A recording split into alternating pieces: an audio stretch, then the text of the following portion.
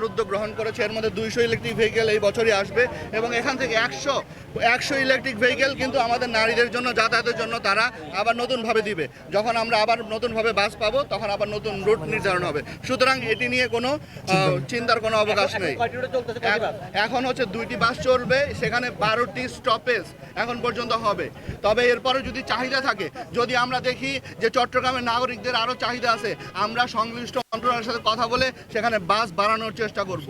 এখানে ভাড়া যে 4টি আছে, 4টির মধ্যে আমরা দেখতে পাচ্ছি 2 নম্বর গেট থেকে আরটিসি এই ভাড়াটা নির্ধারণ করেছে। সেই ক্ষেত্রে আপনার যে ডিস্টেন্স আপনি দেখেছেন 12টা পয়েন্টে এবং অনেক পয়েন্টে আপনি দেখেছেন যে ভাড়া যে পরিমাণে ডিস্টেন্স তার চেয়ে ভাড়ার পরিমাণ কম। প্রথম পয়েন্টটার দিকে আমরা যদি তাকাই সেখানে হয়তো কিছু পয়সা বেশি আছে, কারণ ভাঙতি পয়সা এটি জানেন যে যদি ডিস্টেন্সের কোনো বিষয় থাকে আমরা গুগল দেখে এটার সাথে অ্যাডজাস্ট করে নেব।